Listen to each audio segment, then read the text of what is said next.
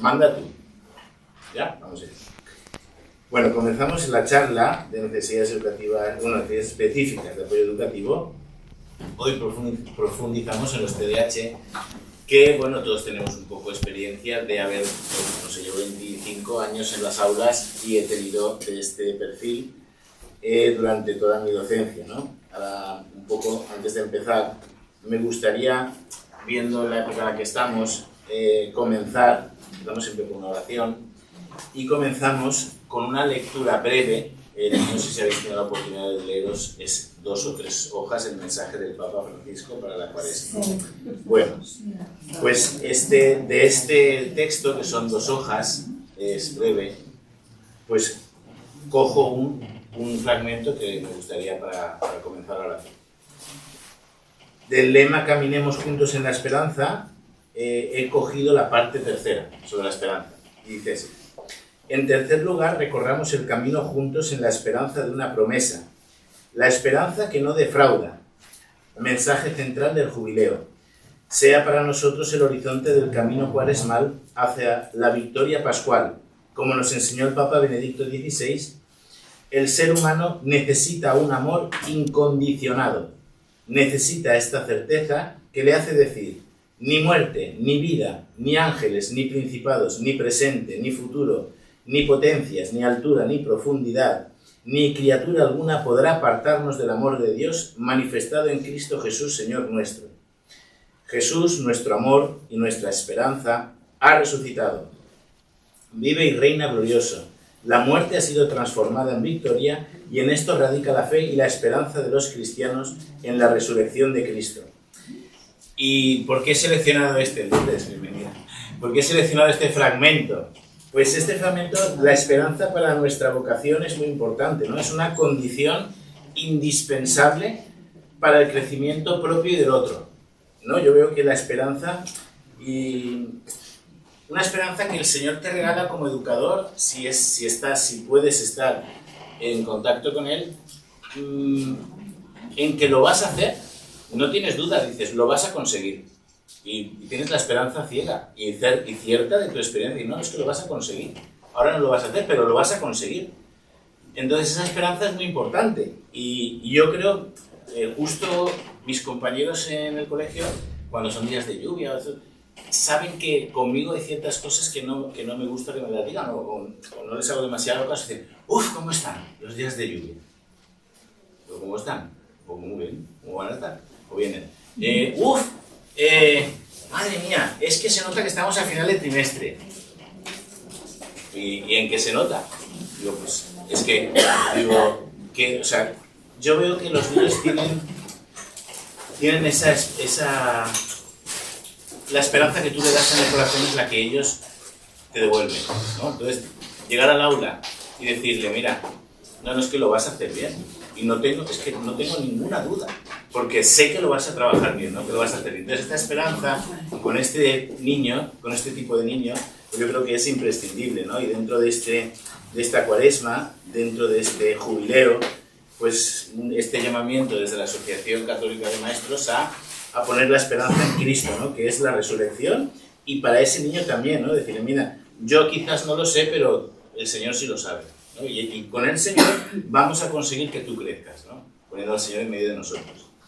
Entonces, para hablarnos de este tema, la doctora Ángela Serrano es experta en problemas de conducta, conflictos y violencia escolar.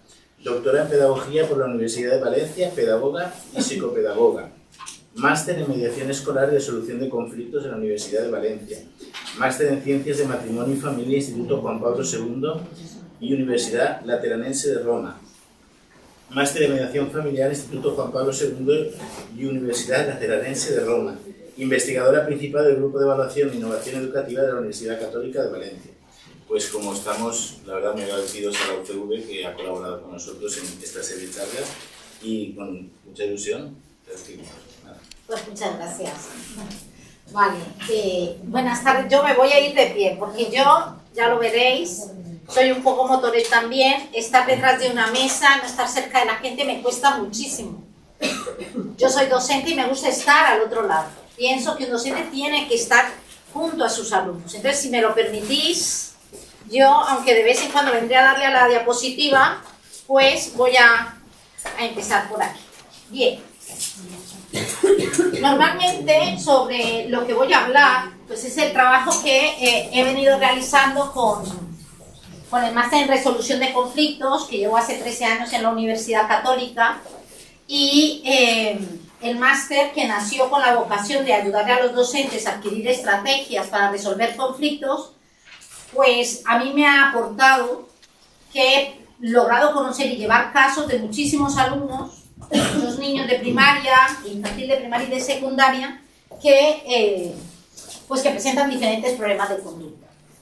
Uno de los problemas de conducta más habituales que nos vamos a encontrar en el aula, y por el que cuando habéis hecho la petición al vicerrectorado me llamaron, es sobre el TDAH.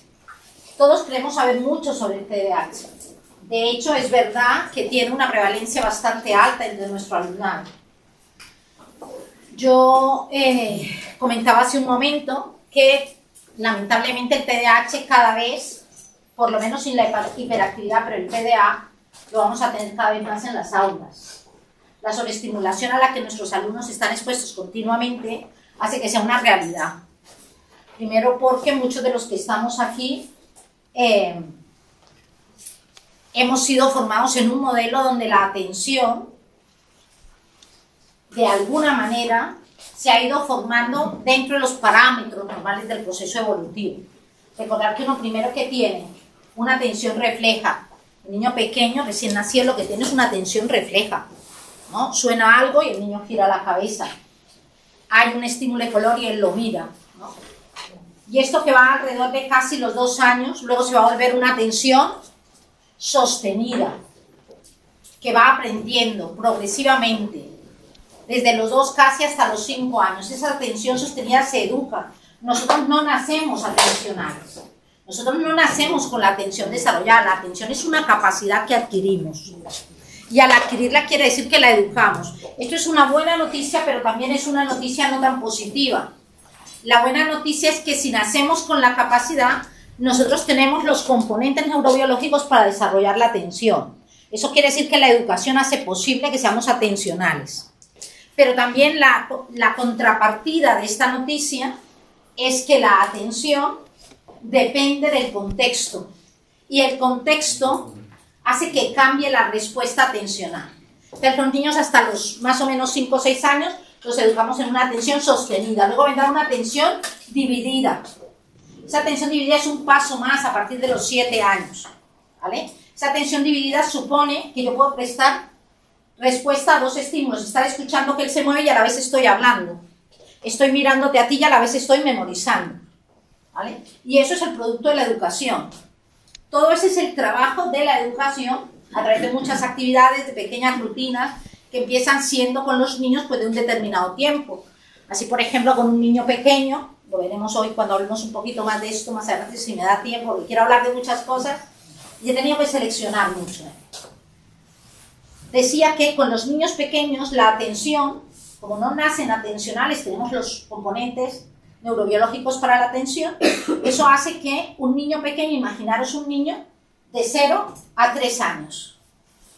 Estamos en la etapa preescolar. Ese niño, ¿cuánto tiempo puede prestar atención? En una varianza, porque depende de los estímulos y del desarrollo que ha tenido, podríamos decir que en condiciones normales, este niño podría prestar atención alrededor de los 3 años, llegaría a prestar atención 5 minutos. De atención, recordar que primero es una atención que es refleja, luego es educada, empieza a ser sostenida. Pero esos son los breves 5 minutos. Pero cuando el niño empieza ya en la etapa de la educación infantil de 3 a 5 años, esa atención bien trabajada por las profesoras de su escuela infantil va aumentando progresivamente. Esa progresión dependerá de muchas cosas, de factores externos, de la propia profesora, de la propia metodología, etc.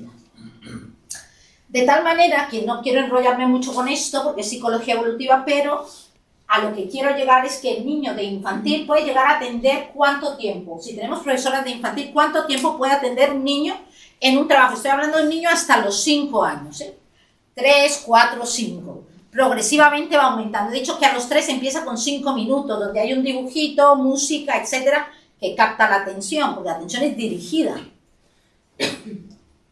atreveros a decir algo, no pasa nada, no es un examen, no estamos para aprender entre todos. Estamos alrededor entre 10 minutos, 10-12 minutos. De tal manera que cuando el niño entra a la primaria, por desarrollo evolutivo, eso quiere decir que es importante, ese concepto es muy importante, efectos de la clasificación que hacemos en el aula.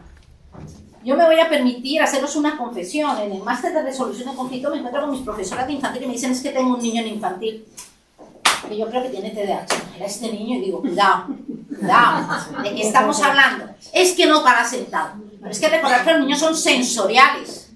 Recordar que estamos en la etapa sensoriomotora, es decir, el niño tiene que aprender con el movimiento y con los sentidos. Nada que no involucre eso lo va a captar. Entonces, tenerlo sentado en una silla no es ni la didáctica ni la metodología que debemos utilizar.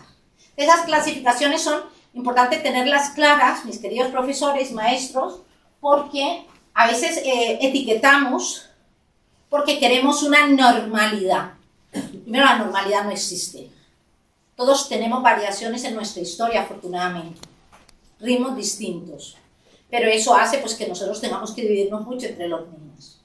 Volviendo al tema que me ocupaba, la atención entonces de un niño infantil va a oscilar entre 5 o 10 minutos hasta los 5 años. Pero cuidando mucho los factores estimulantes, quiero decir, sonido, color, tiempo, exposición, etc. Después me haréis preguntas que todo esto os suscita. En primaria, un niño bien trabajado en primero, segundo, tercero, primaria, ¿qué digo? ¿Qué quiere decir bien trabajado? Quiere decir que se le da al niño el objeto de su curiosidad, algo que le inspira curiosidad. Ahora mismo vosotros estáis atentos, porque acaba de empezar esto, vuestra atención es sostenida y dividida a la vez, y además os interesa, o sea, hay un interés, hay una motivación interna. Ya he dejado soltar pastillitas respecto de la atención tiene que ir acorde al proceso evolutivo entonces, y tiene que ir acorde al interés de los alumnos. Antes de hablar de TDAH tenemos que hablar de esto. Bien, este niño de primaria, ¿cuánto puede llegar a atender? Pues en primero y segundo primaria, que antes estábamos organizados en ciclos, lo recordáis, ¿no? Porque era entre primero y segundo, luego era tercero y cuarto, y luego era quinto y sexto. Eso tiene una razón de ser, eso tenía una lógica. La lógica es que no podemos valorar de la misma manera a un niño que está en primero primaria y un niño de tercero, porque hay un cambio cognitivo. Y recordad que aquí estamos hablando ya de operaciones preoperacionales y luego concretas. Hay dos cambios de pensamiento. El niño de primero primaria me va a atender entre 10 minutos, empieza el proceso lectoescrito que en sí mismo ya educa la atención, y aquí me podría extender bastante porque una cosa es la ruta visual y otra es la ruta auditiva, pero no quiero enrollarme con esto, perdonad. Y este niño puede atenderme alrededor de unos 10-15 minutos sostenidamente en segundo año. Y eso irá progresivamente aumentando de tal manera que el niño termine en sexto primaria con una capacidad atencional bien trabajada alrededor de entre 30 o 40 minutos. Eso no quiere decir que las actividades de clase tengan que desarrollarse entre 30 y 40 minutos. Eso quiere decir que una buena actividad de clase tendrá que tener una motivación que dure unos 10 minutos, una buena actividad de desarrollo donde se mete el contenido nuevo, ¿no? Y ahí metemos todo el interés del niño y experimentamos, y eso tiene que durar aproximadamente otros 10 con un refuerzo de 5, es decir, 15 minutos, y luego debe haber un ejercicio de autoevaluación. Es decir, que cuando estamos hablando de atención, estamos trabajando toda una parte que tiene que seguir una didáctica. ¿Por qué? Porque la repetición de esto en el tiempo es lo que va ejecutando, ejercitando ese hábito del niño en atender y en desarrollar capacidades ejecutivas. No estoy hablando todavía del TDAH, estoy hablando en condiciones normales.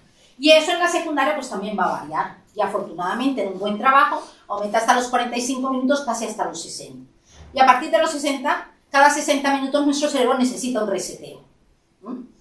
Los adultos, 60 minutos, después de 60 minutos nuestra atención baja, por muy interesados que estemos. Y es importante ahí meter alguna actividad que haga un espasmo cognitivo. Teniendo en cuenta todo esto, que era una introducción, vamos a hablar, mis queridos maestros, de qué sabemos del TDAH. Cosas que me podéis decir vosotros del TDAH. Lo que sepamos, esto no va de examen, esto va de ¿qué sabemos? Vamos allá. Impulsividad. Que hay impulsividad incorporada. Bien, eso lo sabemos. Siempre que sea con el H, ¿no? Hiperactividad o impulsividad. ¿Qué más? La base es el déficit atencional. Muy bien. ¿Qué más sabemos del TDAH? Que no es igual en niños que en niñas. Que no es igual en niños en niñas y que es más proclive en niños varones. Bien. Falta de conexión neuronal. Perdón, y la manifestación, es que luego se me olvidará decirlo. La manifestación. Se detecta en mujeres entre 20 y 30 bis. O sea, bueno, más de adultas. Se les suele detectar a veces a las niñas y adultas incluso. Porque las externalizaciones son diferentes. Así como un niño me puede presentar más externalizaciones de problemas lingüísticos, las niñas no, las mujeres somos más verbales y emocionales, y eso juega un papel importante en el TDAH. Gracias por la aportación. Perdona, ibas a decir algo. Le falta conexión neuronal. Hay implicadas conexiones neuronales, y eso significa que el cerebro del niño con TDAH funciona de manera diversa. Y tú dices, faltan conexiones neuronales, o carecen. Diferentes. No tengas miedo en decirlo, no tengas miedo. Hay una baja. Sí, hay dos neurotransmisores que funcionan de manera diferente, ¿eh? Uno es la dopamina y la otra la noradrenalina. Y ahora veremos lo que sucede en el cerebro con la ausencia de estos dos componentes químicos, que por eso se hace el tratamiento farmacológico. ¿Vale? Bien. ¿Qué más sabemos del TDAH? Estamos entrando en materia. Sabemos que es un trastorno, ¿no? O se dice trastorno por déficit de atención con o sin hiperactividad. Que tiene mucha comorbilidad. Muy bien, que no tenemos al 100% niños con TDAH puros. Es decir, al 100% podemos tener un porcentaje alrededor del 27%, pero hay correlaciones con dislexia, es muy habitual, con dificultades en el cálculo, ¿vale? Con TEA tenemos mucha afectación. Y luego también tenemos, por ejemplo, con altas capacidades. Hay una alta correlación entre alta capacidad y TDAH. Bien. Incluso problemas digestivos también. Sí, luego, es decir, la hiperactividad, es muy importante que sepamos que la hiperactividad no es solo física. Hay varios tipos de hiperactividades y una de ellas es la cognitiva. Su pensamiento va a una velocidad que no puede parar, no es solo físico. A mí me llama la atención cuando dice quédate quieto, pero da igual, el niño su mente va en otro ritmo y de la misma manera su cuerpo está acelerado efectivamente por esos dos neurotransmisores. Bien, me podéis parar en cualquier momento para decirme cosas, ¿eh? Yo voy aquí acelerando. Voy a entrar aquí. He dicho que es un trastorno, ¿vale? Aquí me he ido hacia atrás, estoy intentando. Ahora, que sea un trastorno significa mucho. Hay cosas que tenemos que entender de trastorno. Un trastorno clínico se define por una alteración en todas las áreas de la vida de una persona. A mí los alumnos del máster normalmente me preguntan, los compañeros profesores, preguntan, Ángela, ¿en qué se diferencia un problema de conducta con un trastorno de conducta? Para nosotros que no somos psicólogos clínicos, solo tenéis que saber una premisa. Los trastornos tienen un claro diagnóstico, las pautas están especificadas en el DSM-5 revisado actualmente, ¿vale? Pero nosotros no somos psicólogos clínicos, nosotros somos maestros y educadores que intervenimos educativamente. Pautas educativas las que atendemos. ¿Qué tenemos que saber y diferenciar una dificultad de un trastorno? Un trastorno se reconoce porque el niño que está afectado por un trastorno, imaginaros un problema atencional diferente a un trastorno atencional. El trastorno se manifiesta en todas las áreas y en todos los contextos de la vida de una persona. Si yo tengo un déficit atencional con hiperactividad, yo soy así frente a vosotros, soy así frente a mi pareja, soy así frente a mis alumnos, soy así frente a mi padre y mi madre. Soy así en casa, en el trabajo, en mi grupo parroquial, en donde sea. ¿Me hago entender? Un trastorno afecta todas las áreas y los contextos de una persona.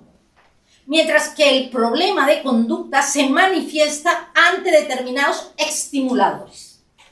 ¿Vale? Entonces hay niños, que vosotros lo veréis, que un profesor dice, es que no puedo con este niño no para. Y el otro dice, uy, qué raro, pues con este chaval, pues no sé qué le pasa, igual es que a la primera hora.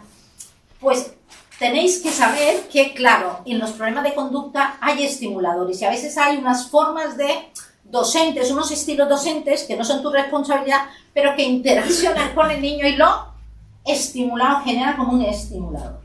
Por eso es tan importante, voy a decir aquí un paréntesis, suelo decir esto cuando voy a salir un poco del tema. Es muy importante que sepamos que un niño, por ejemplo, con TDAH debe estar con un profesor que es mucho más sosegado en sus formas, mucho más tranquilo, una persona que maneja los movimientos lentos, no como yo que voy moviéndome de un lado a otro. Yo pondría muy nervioso a un niño con TDAH, ¿vale? Pero una profesora que es pausada, tranquila, organizada. Fijaros cómo cambia el ritmo de la sesión dependiendo de mi voz. Pues efectivamente recordar que esos estimuladores siguen siendo disparadores para los niños dependiendo de la dificultad o del trastorno. No quiere decir que sea responsabilidad del maestro, quiere decir que funciona como un pequeño desinhibidor que puede agravar ciertas cosas. Bien, volvemos al tema de los trastornos. Es muy importante que nos demos entonces cuenta que cuando hablamos de un trastorno clínico no es la intención del niño no parar. El TDAH no puede parar, él no puede parar. Podrás educarlo para que pare físicamente, pero él necesita aprender conciencia de lo que está haciendo. Hay un aspecto muy importante, preguntaba, ¿qué tanto sabéis del TDAH? Tenéis que saber que hay un factor clave en el TDAH, y es que el niño, si estamos hablando de niños pequeños, tendremos que ayudarle con muchos estímulos externos, a que el niño sea capaz de observar o verbalizar su conducta. Esto lo diré a lo largo de toda la sesión. Y otro aspecto que vamos a aprender en primaria, al final de la primaria y principio de la secundaria, es que las personas con TDAH les cuesta mucho hacer conversaciones internas, que es aquí, en la metacognición. Es algo para lo que los tenemos que entrenar y tiene que ver con la afectación de los neurotransmisores. Me explicaré ahora un poco más. Vale. Antes de pasar a la definición del TDAH, hemos dicho que es un trastorno y hay varios tipos de TDAH. Yo podría decir, oye, tengo un alumno en clase que se distrae fácilmente, resulta que no para, le cuesta seguir las instrucciones, frecuentemente pierde objetos, es desorganizado, suele olvidar las tareas. Bueno, un desastre este niño. Este niño le dejo tareas, no las trae, etcétera, etcétera, etcétera. Ese predominantemente será un TDAH puro, inatento. Es decir, lo que más está afectado es el proceso atencional. TDAH puede ser de tres tipos, las manifestaciones. Uno que tiene la base atencional más tocada y que obviamente tiene que haberse cumplido 6 o más síntomas de inatención antes de los 12 años y a veces no presenta pocos o ningún síntoma de hiperactividad. Entonces, a mí a veces me preocupan mucho estos niños porque tienen el componente hiperactivo pero no lo tienen disparado. Entonces tú ves al niño sentado, pero el niño, su cabeza está en otro lado. Él físicamente ha logrado no manifestar el trastorno como tal, pero su cabeza no está ahí. Y él se está perdiendo de todo. Entonces, a veces confundimos el déficit atencional con que no tiene TDAH. Sí que lo tiene. Lo que pasa es que es una hiperactividad cognitiva. Entonces, este inatento, lo que vamos a notar especialmente es un déficit atencional. Bien. Luego, el otro tipo de déficit de atención, pero ya ligado con la hiperactividad, es al típico niño que vemos motórico. Al típico niño que lo que nosotros observamos como docentes es que, por un lado, tiene mucho movimiento físico, dura muy poco tiempo sentado, de acuerdo a su edad, ¿vale? Excesiva actividad motórica, excesiva actividad verbal. Son verborreicos algunos de ellos. Y los que no son verborreicos tienen un problema en la respuesta, y es que tú preguntas algo y él no para pensar, sino que inmediatamente tiene la respuesta. El niño no piensa, el niño solo actúa. Y sobre esto veremos que tendremos que trabajar mucho. Le cuesta mucho inhibir la conducta, de tal manera que tú le dices, quédate sentado y por favor 5 minutos. Y entonces el niño se queda, pero empieza Esperando que pasen los 5 minutos. ¿Por qué? Porque hay un fuerte trabajo del sistema de alerta que lo que él necesita desfogarlo por alguna parte. Es como un estresor interno al que él tiene que dar salida. Por eso algunos profesores les dan pelotitas antiestrés, por eso algunos profesores les enseñan a que vayan haciendo mandalas o demás cuando tienen que estar ciertos periodos de tiempo tranquilos. Y tienen mucha dificultad para controlar las emociones. Tienen un pronto muy rápido y esto hace que especialmente al final de la primaria y al principio de la secundaria tengan muchos problemas de conducta desafiante. O que se interpreta como conducta desafiante. En realidad el niño no quiere ser desafiante, pero saca un pronto en la emoción porque no frena. Fijaros que lo que está tocado ahí no es el autocontrol, ¿eh? Hay una gran diferencia entre el autocontrol y la autorregulación. El autocontrol es una habilidad social. La autorregulación es un trabajo interno de neurotransmisores, conductas aprendidas, etc. Ya hablaremos de eso porque ocurre un papel especial en el trabajo del TDAH. Bien. Si voy muy rápido, por favor, decírmelo, ¿eh? Pero estoy intentando poder llegar a todo. Bien. Cuidado con la relación con el alumno con TDAH.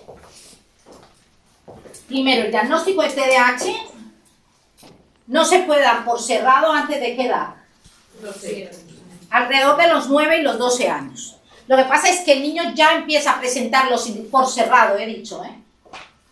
Yo no puedo clasificar un TDAH antes de recordar que primero viene todo el trabajo atencional y eso es importantísimo. Entonces, es un trastorno neurobiológico, genético en algunos casos, no en todos. Yo mucho me atrevería a decir, como Kaufman, un investigador, que llegaremos a tener TDAH sin base neurobiológica, puramente creados por el contexto. Hacia allí vamos, es muy duro, ¿eh? Muy duro pensar en eso. Bien. Entonces, decía que atentos a trabajar con el TDAH porque la relación que establece el docente con el niño con el TDAH es absolutamente clave. Así como vosotros habéis escuchado que en el trabajo terapéutico clínico es muy importante el terapeuta, pues en un aula de clase un niño con TDAH necesita un profesor con el que cree un ambiente de comprensión, no que se sienta etiquetado o acusado. Esto es absolutamente, porque los TDAH tienen una sensibilidad, recordad que tienen un problema con las emociones, pero no solo con la externalización de la emoción, sobre todo con la entrada de la emoción, la interpretación de la emoción. El niño puede interpretar la realidad de una manera sesgada porque no se para a pensar. Él no tiene un diálogo interno todavía. Estoy hablando del niño de 11, 12, 13 años, porque antes es imposible que algunos dicen. Bien. Normalmente se frustra fácilmente, esto lo sabemos, sobre todo porque tiene un largo historial. He dicho que se diagnostica alrededor de los 9, 12 años, pero el niño ya viene dando manifestaciones desde muy temprano. Los niños ya empiezan a dar manifestaciones alrededor de los 4 o 5 años.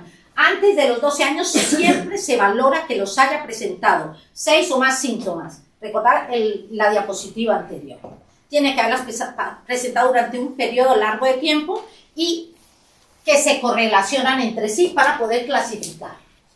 La relación es importante porque como se frustran fácilmente, es muy importante que aprendamos a relacionar al niño con su conducta y no etiquetar al niño. Esto sé que lo sabéis, pero no sobra decir que cuando hablamos al niño no podemos subjetivizar la conducta.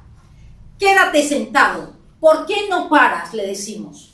Entonces estamos subjetivizando una conducta. Y si le podemos decir, si cuentas hasta 10, seguro que lograrás respirar.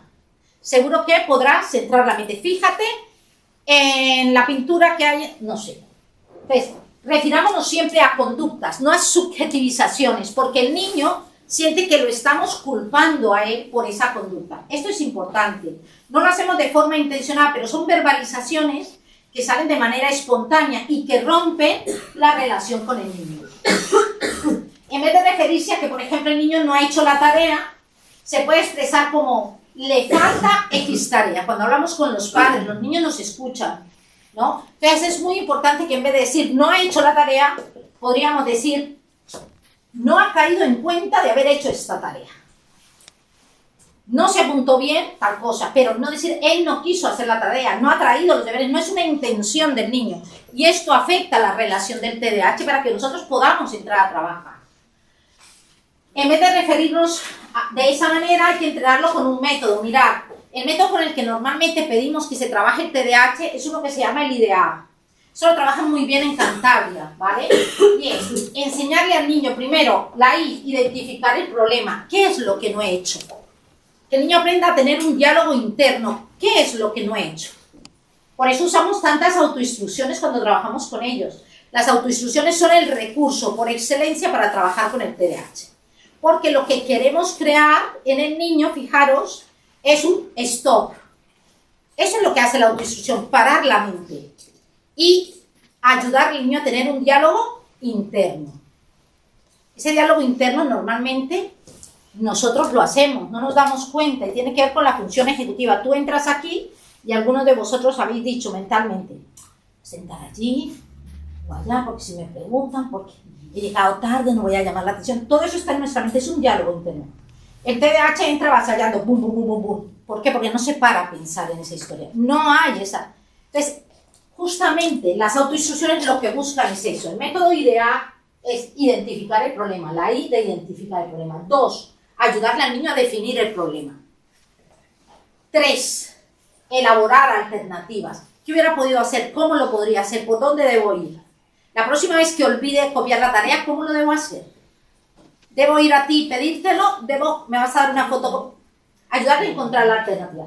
Aplicar el plan diseñado. Entonces, todos los días voy a ir por aquí. Yo recuerdo mucho una profesora magnífica de infantil, que un niño con TDAH tenía la línea por aquí, porque como él iba pasando a los compañeros, pasando casi por encima de las mesas, creó la línea.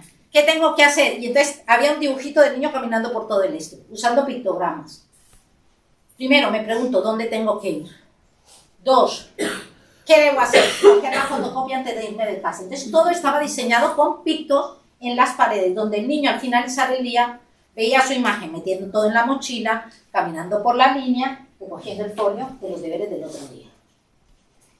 Los pictos, los pictogramas, la información visual que los niños pueden tener en el aula para modificar la conducta, una de las estrategias más útiles dentro de un aula, no solo para el niño con TEA, sino dentro de un diseño universal para aprendizaje. Fijaros que hoy tanto nos hablan de él, pues nos atiende a niños con TEA, nos atiende a niños con TDAH, nos atiende al niño con déficit atencional de base y nos ayuda al niño con dislexia. Con síndrome de Down. Y con síndrome de Down también, porque son muy visuales. Muchas gracias. Pues fijaros, todo esto beneficia a todos y a su vez está ayudando a un niño concreto. Aplicamos lo diseñado y reflexionamos sobre el proceso. Esos son los 5 pasos de un sistema IDEA, que es lo que se tiene que repetir en las autoinstrucciones de un niño con TDAH. ¿Por qué? Porque esto le ayuda al niño a entrenar ese diálogo interno que no tiene. Le ayuda a parar, que es lo que él necesita. Él necesita parar cognitivamente para parar motóricamente.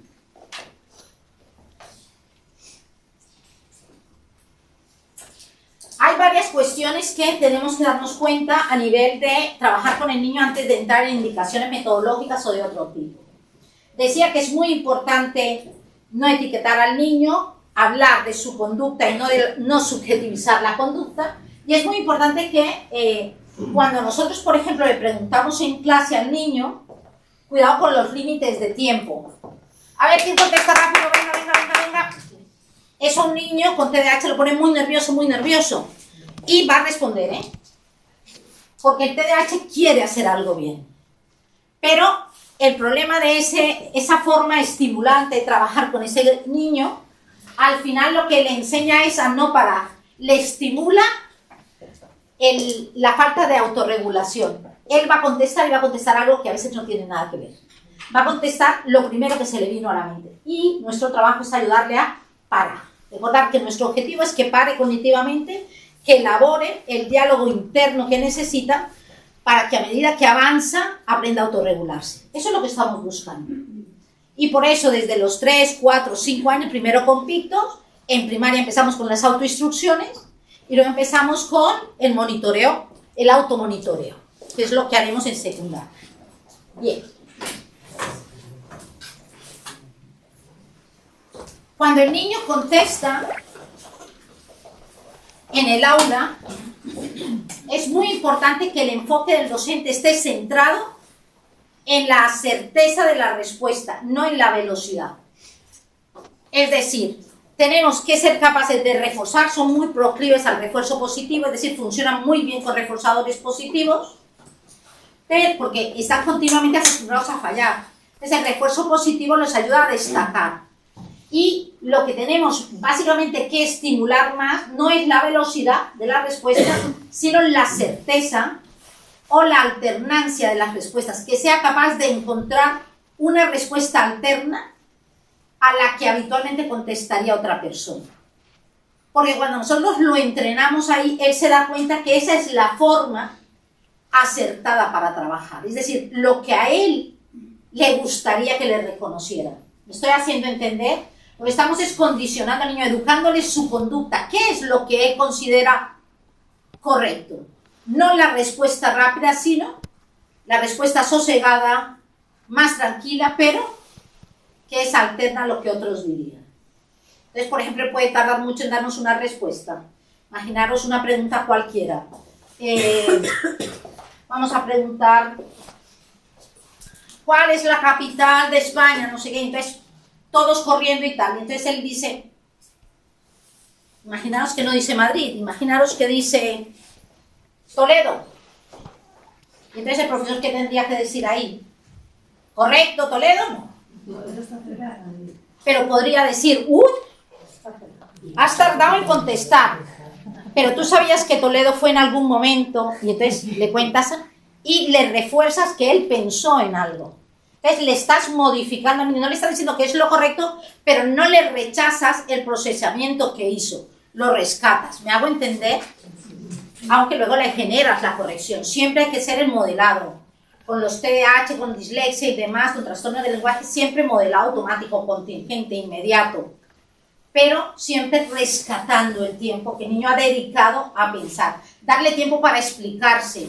Porque puede ser que el niño haya tardado y haya buscado una ruta más rápida, inacertada, pero más larga y certera. Eso es lo que quiero que estimulen. He insistido bastante en esto. Clave de la intervención con TDAH en nosotros. Enseñarle al niño a tener diálogos consigo mismo. La carencia de esos dos neurotransmisores afecta de forma significativa, muy significativa, que el niño no es capaz de centrar el pensamiento. Va a una velocidad tremenda.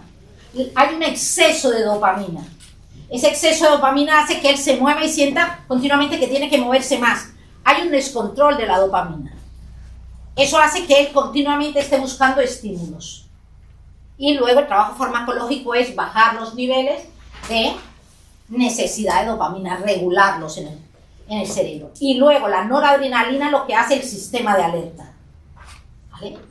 Ese sistema de alerta de noradrenalina hace que el niño no pueda centrar, parar el pensamiento. Y eso va a afectar más adelante en la secundaria la conducta. Si no trabajamos al TDAH en infantil, primaria, el final de la secundaria, cuando aparece el proceso hormonal importante y que modifica el cerebro, vamos a tener ahí conductas desafiantes de algún tipo si no hemos trabajado en el diálogo interno. Objetivo número 1, ayudarle a frenar, ayudarle a parar y a pensar en diálogos internos. Proporcionarle ayuda para que se relacione a diferentes características, proporcionarle ayuda para que relacione las diferentes características de los estímulos y utilice estrategias de memoria. Otro factor en contra que tiene el TDAH es que al tener que buscar continuamente el estímulo, por esa capacidad de autorregulación que está tocada, no establece estrategias de memoria a corto plazo. De tal manera que todo pasa fugazmente. El no lograr concentrarle afecta a que no retenga en la memoria. Y esto le va a pasar factura a todo nivel. Primero, en la memoria de palabras. Por eso es que correlaciona tanto con problemas de lectura. Algunos niños los confundimos con que tienen dislexia y en realidad son hiperactivos. Van haciendo saltos sacádicos porque su mente va más rápido de lo que debe. Y en algunos otros casos correlaciona. Entonces, nuestro objetivo es que esos estímulos que el niño está teniendo visuales los podemos ayudar, ahora lo diré tranquilamente, estoy haciendo un barrido general, con ayudarle a tener estrategias de memoria. Por ejemplo, crear claves para que asocie colores con ideas, colores con deberes, colores con espacios.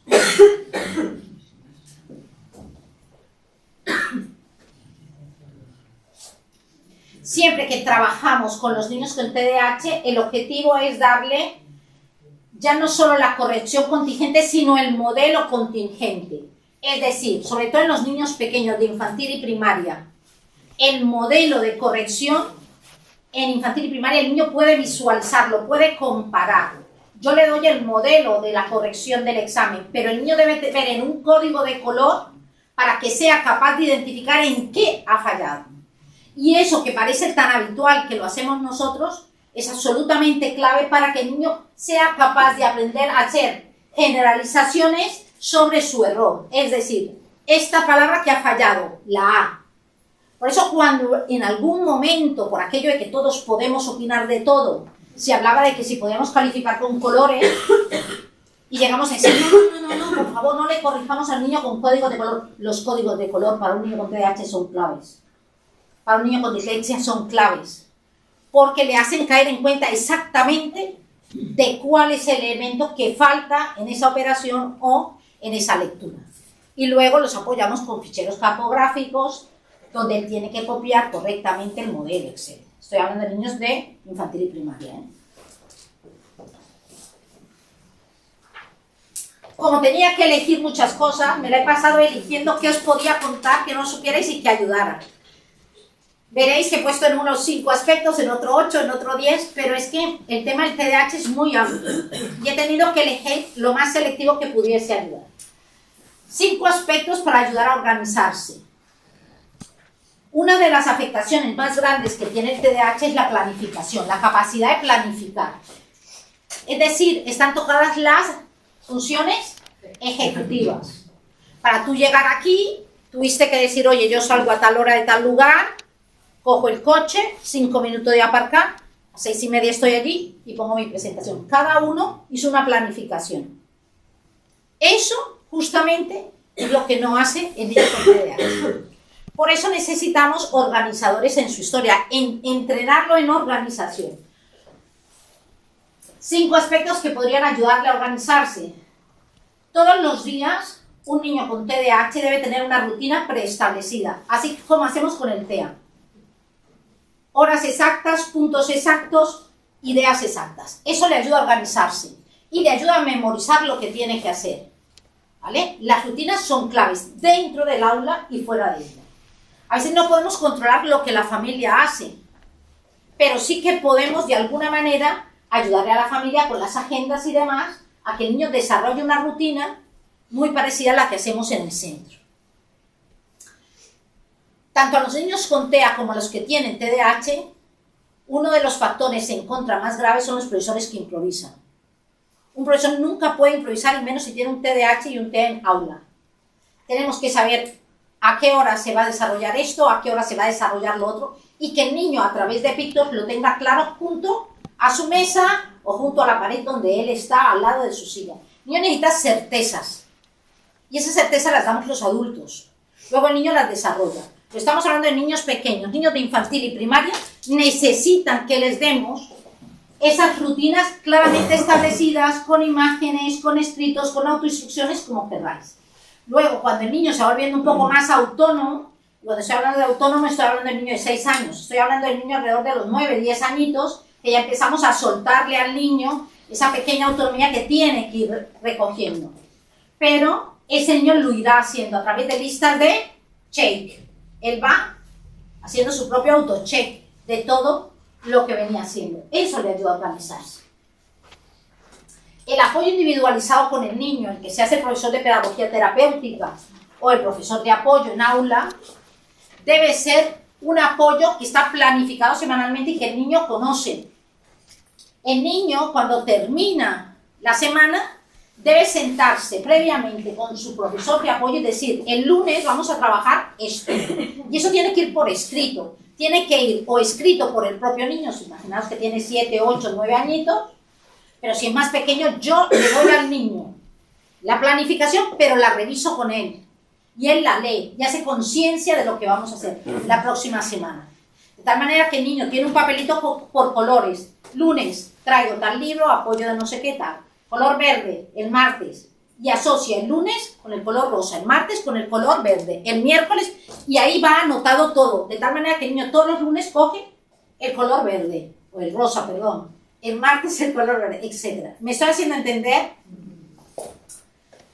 Utilizar las instrucciones de las tareas de manera visual en la pizarra. Esto es algo que a veces con los niños pequeños no somos muy conscientes de que es importante.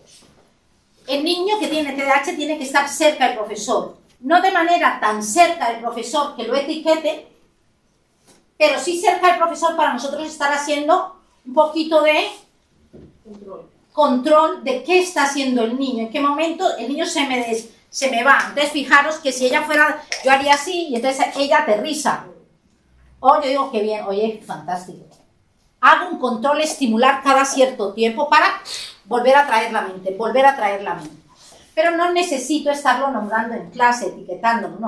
Solo con un control estimular. Pues como estábamos diciendo, y me paro aquí, esa tensión ya física, el niño ya la nota y el niño se vuelve a aferrar a la tierra, ¿no?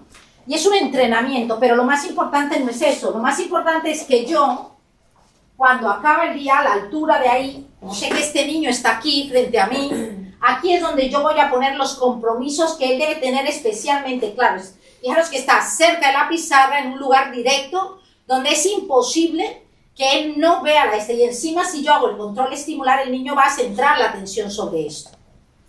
La ubicación del TDAH en el aula es clave. No la podemos dejar a la suerte. Tiene que estar próximo al profesor, lejos del alumno más charlador del mundo, lejos de las ventanas y las puertas, lo más próximo a un lugar que sea lo más sosegado posible. Si utilizamos la técnica del alumno padrino,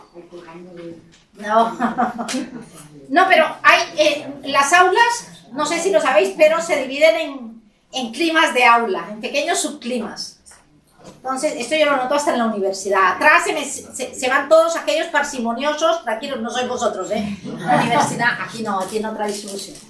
Están aquellos que no quieren ser detectados. Adelante, los que quieren participar más. Entonces, esos microclimas los tengo que aprovechar. Porque esos microclimas me dicen dónde debo ubicar a un niño que lo necesita más. Entonces, normalmente esa ubicación del clima de aula para un niño con TDAH debe estar justo delante y al lado del alumno más tranquilo. Atrás estarán los alumnos de otro perfil. Siempre dar las fotocopias de los deberes, especialmente en infantil y primaria, para que la familia los trabaje. Aquí no estoy haciendo mención a la familia, pero tiene que haber una comunicación continua y constante con la familia. Y al respecto de esto, cuando dije manejar el lenguaje, es muy importante que le digamos a la familia, cuando el niño escucha, cuando mandamos los mensajes con el niño, no es, dile a tus padres que tienen que venir a hablar conmigo. Cuidado con esas expresiones que no nos damos cuenta qué significan. Podemos decirle, dile a los papás que pidan hora, que los tengo que atender. Es muy diferente el mensaje que percibe el niño, ¿no? Porque el niño puede percibir, tengo que hablarles como, ostras, un llamado de atención, aquí pasa algo, ¿no? O diré a los papás que pidan hora, quiere decir, oye, a todos los padres se les pide una tutoría. Y eso lo habrá escuchado el niño muchas veces. Fomentar el uso de técnicas de autorregulación, que ahora haré especial mención, si me da tiempo, a esto, que para mí es tremendamente importante. 8 aspectos claves de la metodología, mis queridos profesores.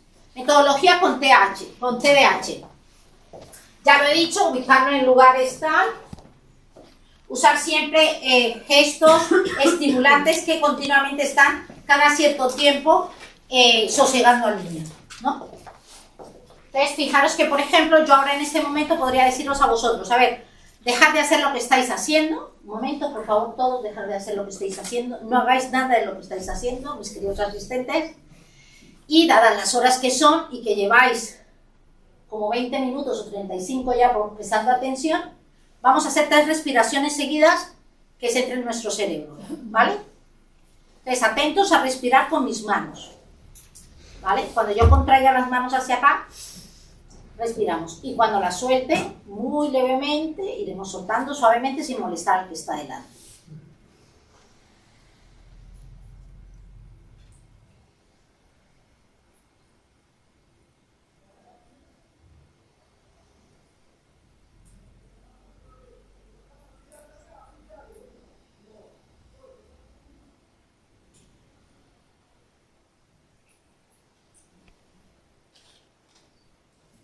eso que yo acabo de hacer con vosotros, lo tenemos que hacer cada cierto tiempo con los niños.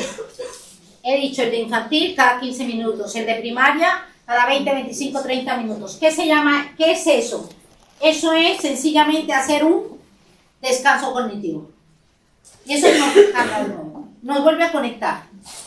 Porque hay un momento en que la parte cognitiva nos va traicionando, la atención se va. Entonces es muy importante hacer refuerzos continuos, reforzadores frecuentes, pero a nivel cognitivo estar trabajando. Si veo que el niño se me va, hago un parón, reseteo toda la clase, que beneficia a toda la clase, pero especialmente al niño con TDAH. ¿Vale? Uso instrucciones claras, breves y directas. Por favor, cuando le damos a hacer una tarea, una a la vez. El TDAH, sobre todo si estamos hablando de niños menores de 12 años, una a la vez. Una a la vez. No necesitamos, porque recordad que la atención dividida la manejamos a partir de los 12 años. Cuando los niños son muy rápidos, si le damos 2, el niño se va a dejar a media una o no va a terminar una. Y no es que el niño no supiese, es que el niño no sabe priorizar. Tiene tanta ansiedad por contestar que se va por cualquiera de las dos más rápido. Y luego olvida la otra. Eso pasa mucho en los exámenes con TDAH en la primaria, especialmente en 7, 8, 9 años. Tienen muchas preguntas y no saben priorizar las preguntas, cogen una y tardan en ella mucho tiempo y luego dejan todo lo otro sin contestar. Y no es que el niño no supiese o no hubiese estudiado, es que sencillamente como no sabe elegir, entonces él contesta lo más rápido porque es lo que le sabe. Entonces, los exámenes preferiblemente, ahora lo veremos, verbales, orales, apoyados, si son escritos, luego con explicación oral. Sé que no tenemos mucho tiempo a veces para hacer esto en el aula, pero esto es importante en el tratamiento del TDAH. Mayor tiempo en los exámenes y especialmente fragmentar las preguntas. Primero esta, luego esta y luego esta. Segmentar los contenidos mucho, priorizar lo más importante y disminuirlo. Eso es una adaptación curricular. Eso es una adaptación curricular. Adaptar el contenido. Adaptar los tiempos. A veces decimos darle más tiempo, pero si le doy más tiempo y no segmento las preguntas, lo estoy abocando al fracaso. Entonces, primero esta. Y yo ya sé que para eso él va a tener unos 10 minutos, pero no necesito decírselo. Se lo doy. Luego le digo, tan pronto termines esa, te daré la otra. Y se las voy soltando en folios separados o en folios divididos, en segmentos divididos y le vamos dosificando el tiempo. No tienen un control del tiempo. Funcionan siempre, lo he dicho hace un momento, con refuerzo positivo y preferiblemente, ya que beneficia a la gran mayoría de niños del aula, trabajar mucho el material visual y manipulativo si estamos hablando de primaria. Recordad que están en operaciones concretas. Operaciones concretas significa que yo, si me hablas del 1, ese 1 lo puedo tocar, me lo puedo comer. Y sé que hay un bombón dentro de mi barriga. Pues eso, el niño necesita vivirlo. Y el TDAH, mucho más. Entonces, siempre utilicemos. Los TISH, los pictogramas, benefician a toda la clase. Y más si estamos trabajando en niños que han nacido en la era digital. Hay mucho refuerzo visual. Y educativamente se puede aceptar y se puede además beneficiar a la clase. Adaptaciones de contenido. Cuando trabajamos con el niño contenido, reducir la cantidad de ejercicios. Ahora que trabajamos tanto con textos, cosa que yo no estoy de acuerdo, pero trabajamos con el texto y el texto tiene la última palabra, por lo menos, por favor, que prioricemos el contenido de un texto. Adaptemos el contenido. Ese niño necesita menos cantidad de ejercicios y mayor exactitud en los ejercicios que trabajamos y en el proceso. Los apuntes para estudiar siempre deben ser brindados por el PT o por el profesor que están desarrollando en un niño con TDAH. El niño escribe y escribe con errores y estudia con errores. Entonces nosotros tenemos que ayudarle a brindarle los apuntes. Eso no quiere decir que el niño no escriba. Eso no quiere decir que no le exijamos al niño que tenga sus propios apuntes. Eso quiere decir que cuando el niño se va a examinar, nosotros hemos supervisado los apuntes con los que el niño va a estudiar. Corregir el error con modelos, lo he dicho ya. Las evaluaciones con enunciados simplificados o divididos en partes. Cuando le mandamos una tarea, si estamos hablando de niños de infantil y de primaria, esa tarea tiene que ser también, lo que dije hace un momento, priorizada. recordar que yo para hacer 2 funciones a la vez lo tengo que hacer después de mucho entrenamiento. El niño con TDAH va a tardar más, es decir, hago esto primero, hago esto después. Y eso, por ejemplo, en el cálculo les falla mucho. ¿Por qué? Porque ellos, al tener que hacer, por ejemplo, 2 operaciones en un mismo ejercicio, ellos no se dan cuenta que hay un ejercicio que depende del otro. Y a veces empiezan por el final y cometen un error sabiendo lo que tenían que hacer. Luego tú le preguntas verbalmente y el niño te da la respuesta correcta. Pero tú dices, ¿pero por qué no hiciste? No me di cuenta. Y en realidad es que no lo ve. No lo ve. No centra la atención y al no centrar la atención, pues salta contenidos.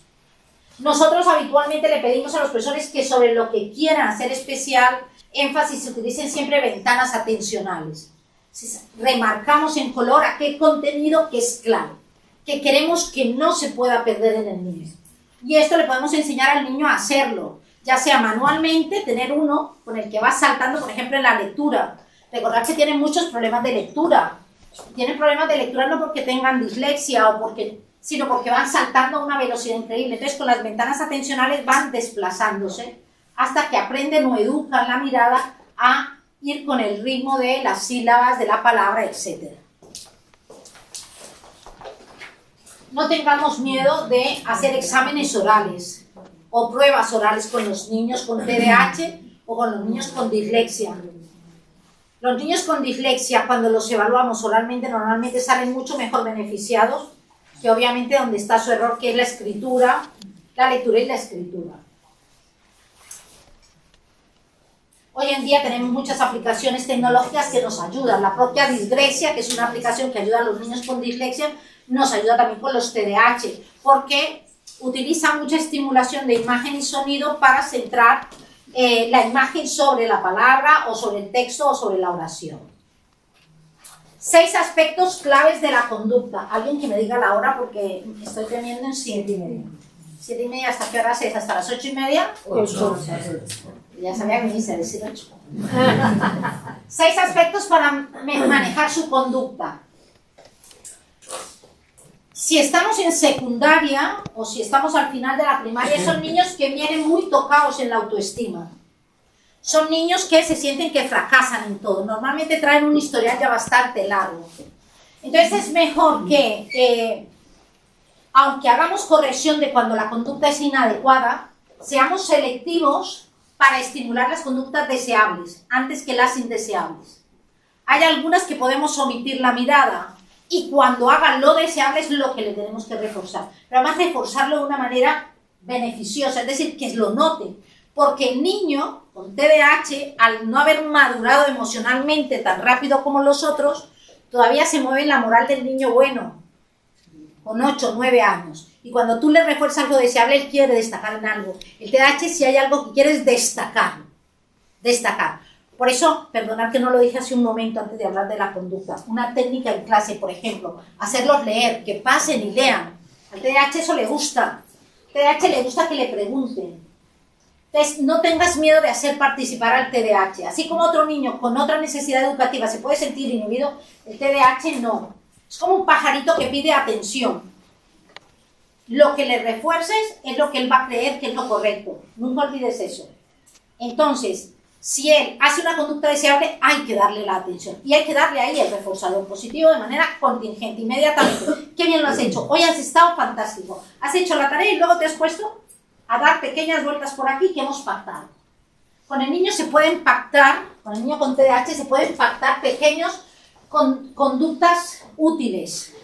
Como el TDAH quiere dar movimiento, necesita el movimiento, lo que podemos decirle al niño es que al segmentarle la tarea por un momento, le daremos un reforzador positivo de lleva las fichas a no sé dónde, trae los borradores, borra la pizarra. Porque nosotros sabemos que él necesita cada cierto tiempo desfogar el movimiento físico.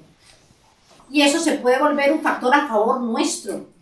Y es, terminas esta actividad de colorear el mandala, no sé qué, ya puedes borrar la pizarra, no te preocupes. Ahora, ayúdale a tal a recoger los no sé qué. Tú eres el que va a velar. Entonces, esos pequeños refuerzos positivos que en sí mismos son un premio, pero es un premio con significado, es un premio útil, es un premio que le da... le cambia también la visión al grupo de quién es el niño con TDAH. Lo pasa a ser un alumno colaborador, le da otro rol en el aula. Uso por excelencia autoinstrucciones, siempre autoinstrucciones. Yo traigo las autoinstrucciones por aquí porque soy muy positiva y me creía que iba a poder hacer muchas cosas con vosotros y resulta que pues va a ser justito, ¿no? Mira, por aquí tengo las autoinstrucciones, que las autoinstrucciones vosotros lo sabéis, las usáis mucho, son técnicas que normalmente ayudan al niño, ¿vale?, a darse órdenes internas de cómo tiene que actuar. Hay muchos tipos de autoinstrucciones, muchísimos, ¿no? Entonces hay algunas, por ejemplo, que son de modelado cognitivo, donde el adulto, lo que vamos haciendo los adultos, el educador, el maestro, actúa como un modelo. Le dices, muy bien, esto lo usamos nosotros sin darnos cuenta, esto lo hacéis vosotros mucho. A ver, ¿qué tenemos que hacer, chicos? Venga, vamos a poner con amarillo esto, vamos a poner con verde esto, y el niño va copiando el modelo. Eso es una forma de autoinstrucción.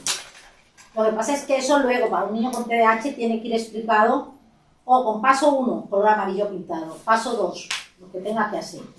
Pero primero hay una verbalización, ¿vale?, del terapeuta, del maestro, de quien sea. Necesita una guía externa en voz alta. A veces los niños con TDAH para autoinstrucción necesitan llevar a cabo tareas que yo le voy diciendo, a ver, no te preocupes, primero, suma el primer factor. Eso es lo primero que tienes que hacer, venga, vamos allá. Entonces el niño está haciéndolo y mientras tanto yo estoy así. Muy bien, ya lo has sumado, venga. Ahora vas a multiplicar este por este resultado con este. Bien, entonces esa autoinstrucción el niño tiene que repetirla vocalmente, ¿vale? Entonces tú le dices, ¿qué es lo que tenías que hacer primero? Sumar. Muy bien, ¿ya lo has hecho? Revísalo. Sí, perfecto. ¿Qué es lo segundo que tenías que hacer? Entonces el niño te va diciendo, y tú le vas modelando la conducta hasta que un día, 2 días, 3 días y el niño termina haciendo. Autoinstrucciones en voz alta, autoinstrucciones enmascaradas. El niño tiene que ir repitiendo lo que tiene que hacer en voz baja. Entonces tú le dices, le entrenas al niño cada vez que yo explique la tarea, la explico aquí, y el niño la escribe. Y luego tú le vas explicando, bien chicos, vais a tener 15 minutos. ¿Qué es lo primero que tienes que hacer? Tal. Un segundo, ¿te acuerdas? Venga. Entonces el niño va creando conciencia de los pasos. Fijaros que lo que estamos haciendo continuamente es entrenarlo para que el niño utilice la memoria, planifique, organice, ordene. En eso gastamos casi todo el tiempo. Bien. Yo voy saltando y perdonadme porque quiero terminar con esto de la conducta y entrar ahora en otro aspecto. Lo que dije hace un momento y lo que hicimos aquí es muy importante en el manejo de la conducta. Si no queremos que termine el niño con problemas de conducta en el aula, ayudarle al niño a desatar esa tensión que maneja. Y eso lo tenemos que hacer con pequeñas liberaciones cognitivas y liberaciones de movimiento. Cada cierto tiempo podemos enseñarle al niño que puede salir, dar una vuelta y respirar. Incluso por el aula, incluso por el espacio. Podemos pactar con el niño, hacer pequeños pactos donde le decimos, terminas una tarea, vienes, tomas un poco de agua, miras por la ventana, respiras y vuelves. El niño lo va a entender como una confianza que le estás dando y a la vez el niño le va a ayudar a resetear cognitivamente. Algunos profesores cuando digo esto me dicen, Ángel, ¿qué pasa si los otros empiezan a decir que ellos quieren hacer esto? Y entonces te darás cuenta que si los demás lo piden es porque lo necesitarán. Tenemos mucho miedo a que el aula no sea esto. Ya lo sé. Pero recordad que si un niño lo pide, vamos a confiar. O sea, tú también quieres venir a tomar agua, entonces vamos por partes. A ver, ven Lucas, y Lucas es el que tiene TH. Vamos a ir dando el agua a medida que la gente termine de hacer los deberes. Ya sé que se nos puede volver un poquito fuera de lugar. Pero eso lo podemos ir pautando con los niños. Muy bien. Lucas va a ser administrador, Lucas va a tomar el agua. Luego, si alguien necesita tomar agua, ahora lo vemos. Entonces tú vas dilatando y vas dando un poquito sí, un poquito no. Más nosotros conocemos los niños, sabemos quién me va a venir a pedir y sabemos quién no. Y sabemos quién lo necesita, que es lo más importante. ¿Y en el caso de que lo necesite antes de terminar la tarea? Claro, ahí nosotros tenemos algunas comorbilidades de niños que tienen algunos síndromes, que por ejemplo necesitan estar comiendo cada cierto tiempo, necesitan estar tomando. Pues ahí, cuando hay esa necesidad, siempre que la necesidad sea evidente, porque luego el niño lo puede utilizar como una forma de romper la tarea. Y recuerda que esto se convierte en un reforzador, no en el distractor. Si se vuelve el distractor, lo quito, se acabó, no hay agua. No hay agua. Porque hay un condicionamiento. ¿Qué tienes que hacer primero? Terminar la tarea. Y luego tenemos el agua y el paseo, ayudar a supervisar al compañero. Yo lo puedo nombrar alumno guía. Puedo darle un rol positivo, que es un reforzador. Yo digo el agua porque hay niños que necesitan el agua para entrar como en sosiego, ¿no? Yo tenía un niño con TDAH que cada cierto tiempo necesitaba tomar agua. Pero lo condicionamos a la tarea. Claro que si vas a tomar el agua, esta pequeña tarea, quedaron unos poquitos minutos, venga, vamos. Y eso se fue espaciando en el tiempo, hasta que él fue terminando la tarea. Fijarse más en los logros conductuales que en sus despistes para hacer el reforzado. Bien. Vamos a hablar ahora, antes de terminar la sesión y dar unos minutos para las preguntas, en un tema tremendamente importante en el TDAH. Y es el tema de la autorregulación. La autorregulación es posiblemente uno de los aspectos más importantes en el trabajo con TDAH.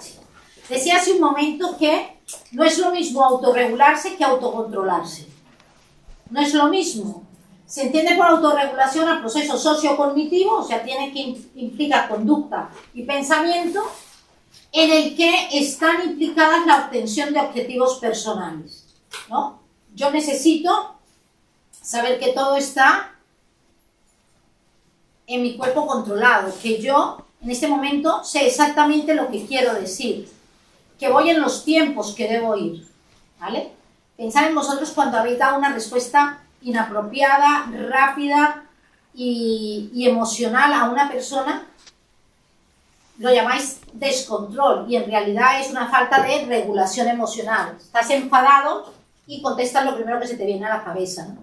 Hay muchos investigadores que lo han trabajado, pero lo más importante de esto es que, no sé si me va a dar tiempo para ver esto, es un minuto, lo traía un algo más gracioso, para no mataros tanto como os he matado a no sé si tenemos... ¿Hay música? Sí. Sí, sí.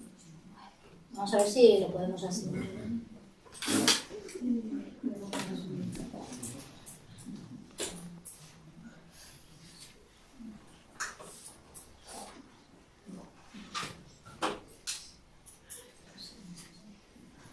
Está cargando.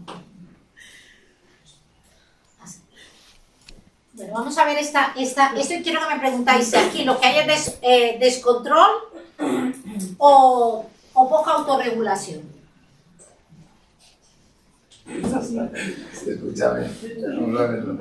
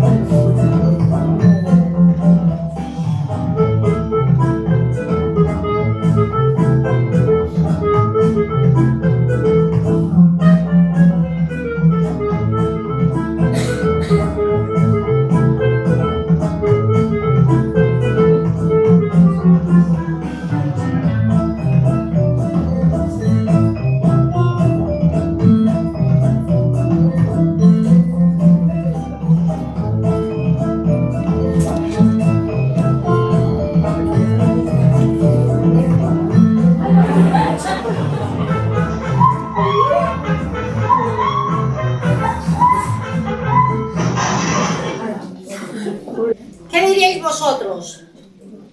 ¿Que hay un problema de autorregulación o un problema de autocontrol? De conducción. Conducción seguro.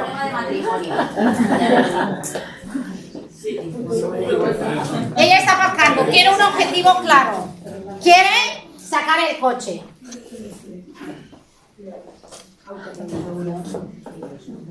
¿Cómo lo sabemos? Porque es incapaz de dar las pautas que tiene que seguir para conseguir el objetivo que tiene. porque la chica está nerviosa. Fijaros lo que dice. Autorregulación es un proceso superior. O sea, necesita pararte a pensar. Necesita un acto reflexivo. Nosotros la autorregulación la hacemos aquí en la corteza prefrontal. Es decir, yo me paro y reflexiono y digo, ¿qué es lo que quiero hacer? ¿Es lógico que esté tirando de la lavadora para sacar el coche, teniendo todo ese espacio a la izquierda? La chica lo sabe. Pero el problema es que no tenga autocontrol, es que no se ha parado a regular la emoción. Ella dice, quiero sacar el coche, voy tarde, tengo que sacar el coche, y la liamos. Eso nos pasa a muchos en muchas circunstancias. Antes de adquirir la habilidad social del autocontrol, que el autocontrol es una habilidad social, se aprende, ¿no? No nacemos habilidosos socialmente, lo aprendemos, ¿vale? Pero con lo que sí que nacemos es con los neurotransmisores que nos ayudan a autorregular la conducta. El niño con TDAH necesita aprender a autorregular los impactos de la dopamina en el cerebro y de la noradrenalina. ¿Cómo lo hacemos? Pues la buena noticia es que, como es el impacto no solo de neurotransmisores, sino también de un proceso superior del pensamiento, la metaconexión se adquiere a partir de los 12 años, se inicia, ¿vale? Por eso cuidado con los niños pequeños que empiezan a decirle, ¿te das cuenta? Pero ¿cómo es que no piensas? No. La reflexión es un proceso superior del pensamiento y se adquiere a partir del entrenamiento, a partir de los 11, 12, 13 y va madurando a partir de ciertas edades. ¿Qué necesitamos para aprender a autorregularnos? En los niños pequeños, primero necesitamos poder reconocer cognitivamente. Lo primero que se entrena en infantil para autorregularse es aprender a reconocer qué es lo que está pasando. Entonces al niño lo que se le tiene que enseñar es, por ejemplo, en el niño con hiperactividad, estar más relajado, a relajarse. Por eso es que en infantil, ¿qué es lo que está pasando? Que no estoy tranquilo, que no paro, que no puedo parar. Y nosotros le damos ayudas externas al niño de infantil. Esa ayuda, que lo único que pretende es ayudarlo a recobrar la calma, ayudarlo a volver a él, a entrar en él, ¿vale? Lo hacemos a través de trabajos externos, de ayudas externas. No sé qué he hecho, pero ahora me cambia con esto. Entonces nosotros lo hacemos, por ejemplo, con el famoso tarro de la calma. Lo hacemos con vídeos como el que yo acabo de hacer de imágenes visuales que le ayudan al niño a recogerse, a relajarse, etc. Con señas visuales. El famoso juego del semáforo. El juego del semáforo en infantil tiene como objetivo que el niño aprenda a diferenciar, estar en movimiento, estar tranquilo. Y que hay un momento previo, ¿no? Que es el amarillo, ¿no? Juego del stop, la pelota antiestrés, las conductas deseables con apoyo visual de respuestas, que es lo que hice cuando hice con vosotros el ensayo hace un momento de la respiración. Es el juego de la calma, bueno, no me voy a ir ahí.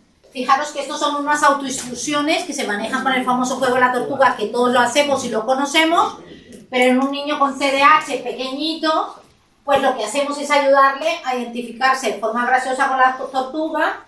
Hay profesores que le hacen incluso el caparazón y todo, para que el niño aprenda a distanciarse de cuando no puede parar. Y entonces le damos una ayuda visual, le damos un algo que tocar para que el niño centre toda la fuerza, la energía, la angustia ahí. Hay quien, por ejemplo, en esos momentos le dice, un momento, o sea, ¿qué te está pasando? Piensa, ¿estás enfadado? Vamos al rincón de la tortuga. Y allí el niño, que no es un lugar lejos, sino cerca del profesor, un lugar bonito, cariñoso, decorado de forma maravillosa, donde va la gente que quiere tranquilizarse. Y a veces el profesor dice, por favor, un momento, necesito el caparazón. Ya, chicos, estoy fantástico, otra vez. Y entonces el niño aprende por modelado a hacerlo, no lo etiqueta, ¿no? Bien. Pero eso lo hacemos con los de infantil. ¿Qué estamos buscando? Que el niño físicamente identifique que él puede parar, físicamente. Porque ese es el niño de infantil. Con el niño de primaria ya tenemos que cambiar un poquito.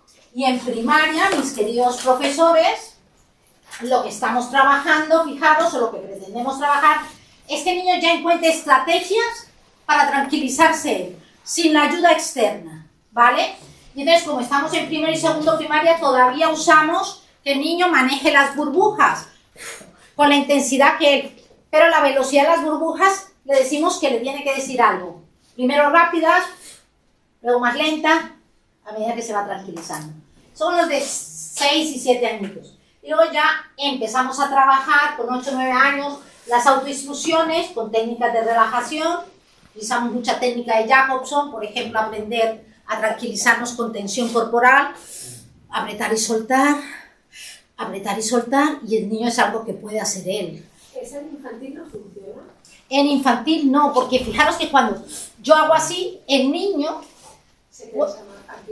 puede asociar la emoción con la fuerza. Y es algo que no quiero en infantil, porque el niño no diferencia todavía emociones, se lo estoy enseñando yo.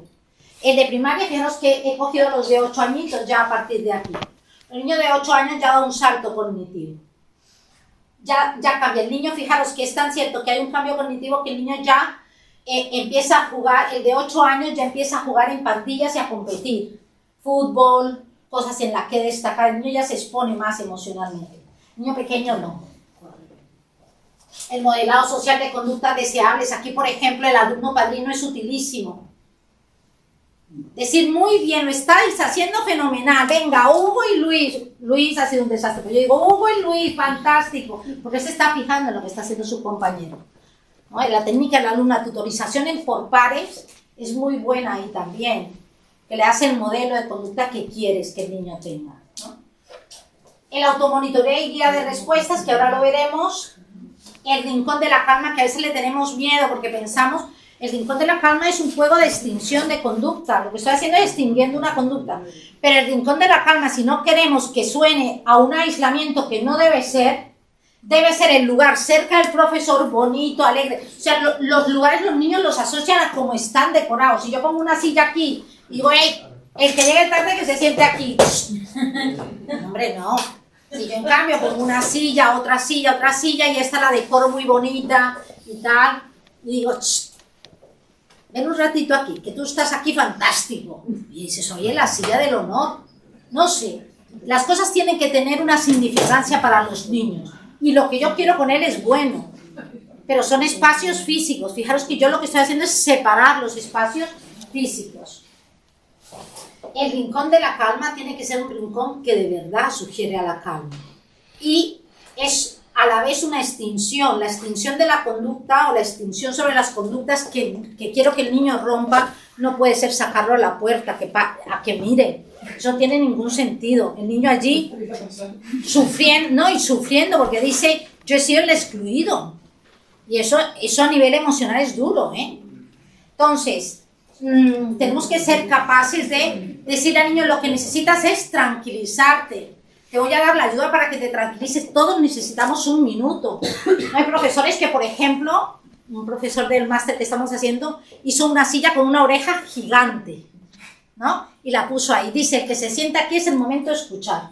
Y todos los niños pasaban a la silla de la escucha. Hoy es el momento que tenemos que escuchar. Entonces, había niños que decían, yo necesito escuchar.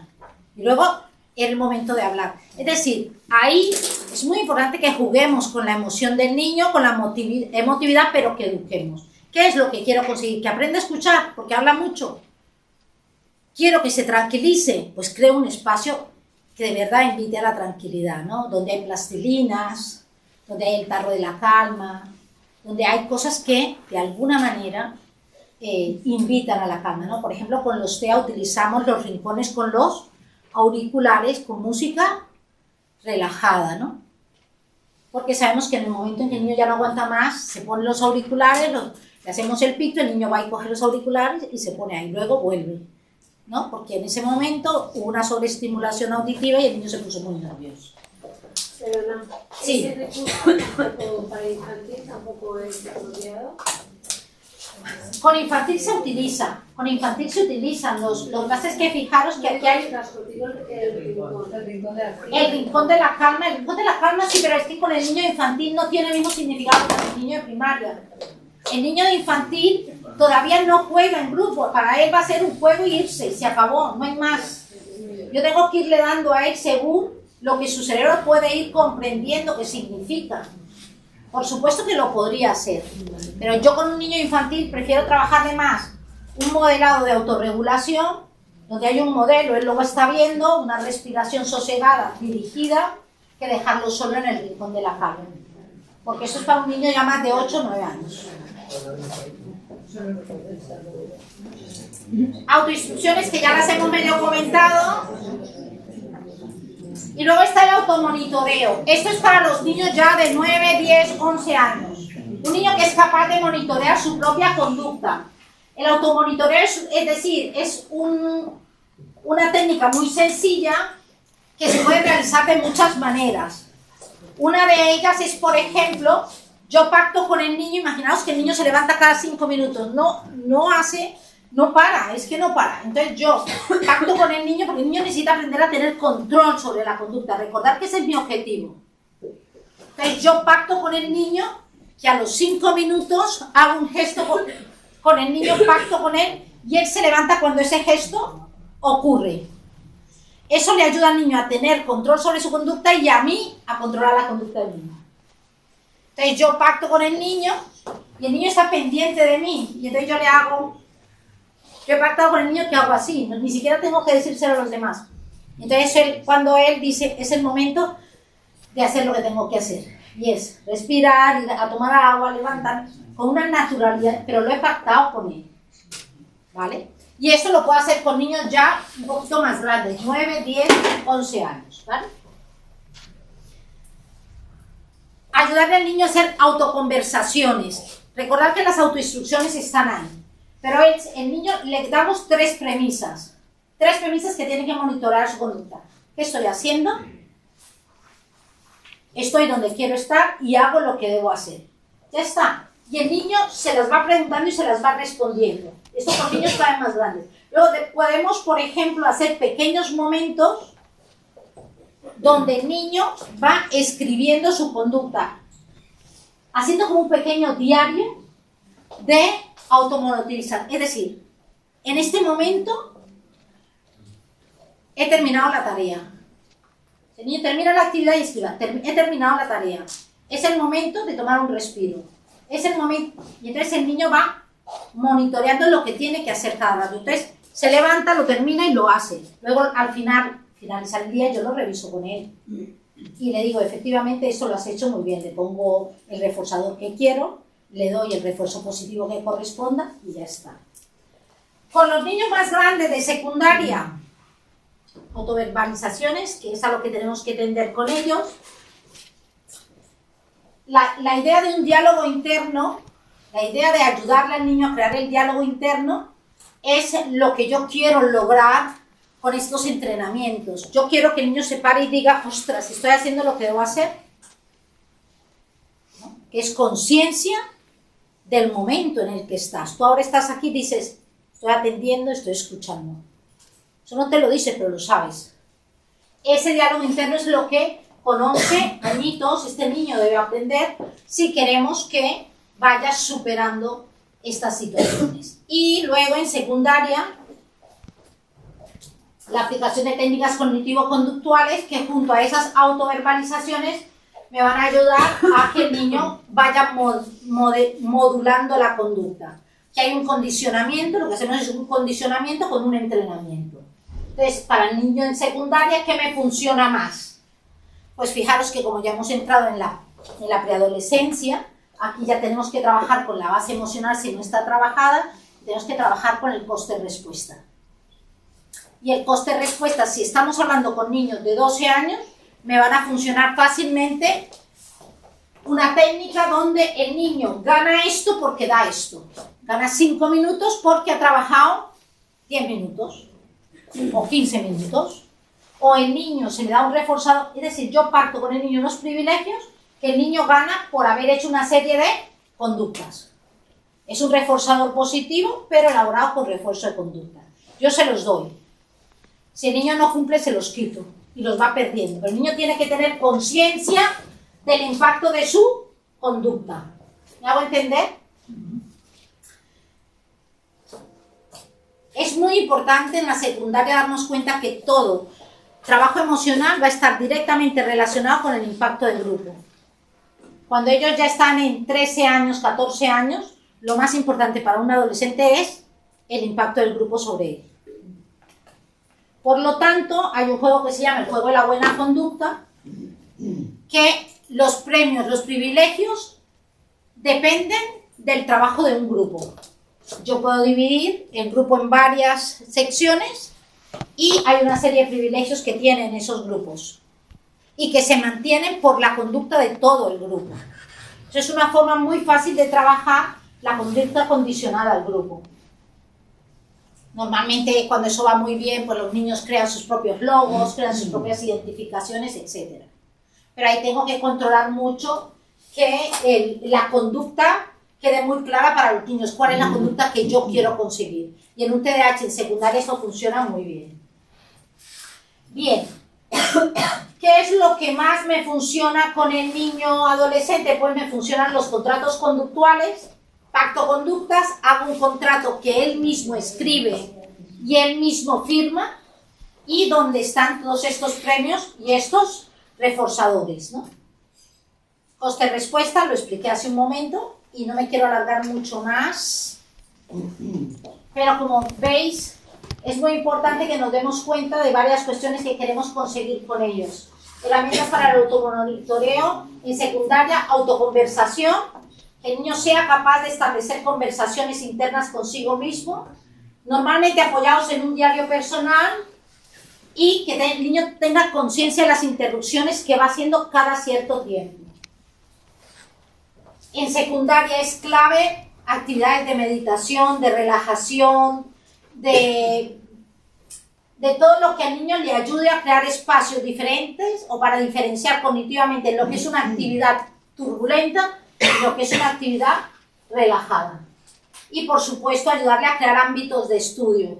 Esto con la familia lo tenemos que trabajar mucho.